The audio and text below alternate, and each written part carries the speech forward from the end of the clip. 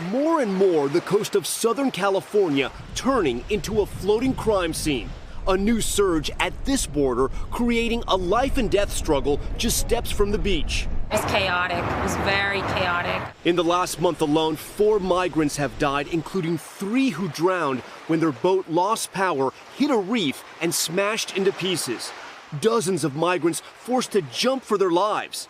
Here, Customs and Border Protection now seen a nearly 100% increase in migrant apprehensions since 2019. Off the coast of San Diego, they've ramped up border enforcement. They've had to because the numbers are spiking now.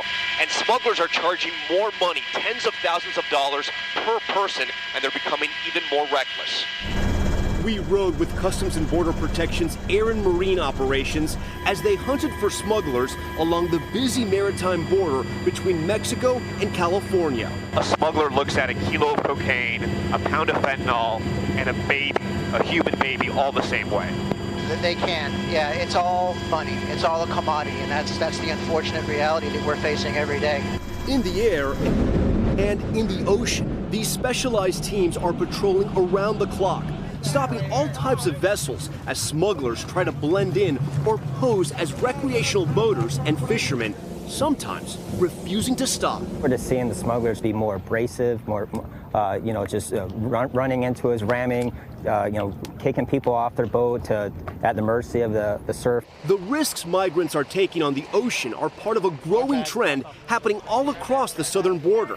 From sending their children alone with smugglers who've been seen tossing them over 14-foot barriers, to migrants hiding on moving trains, squeezing into locked rail cars and wheel wells.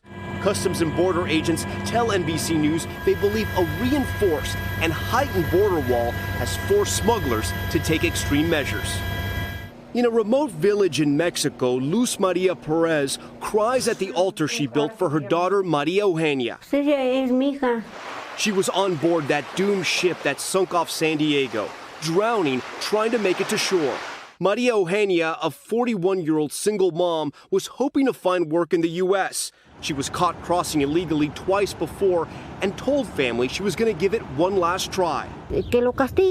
Now, her mother telling us she wants the smuggler to be punished for killing her daughter with a false promise that sent her not to America, but to this grave. Tom Llamas, NBC News. Thanks for watching our YouTube channel. Follow today's top stories and breaking news by downloading the NBC News app.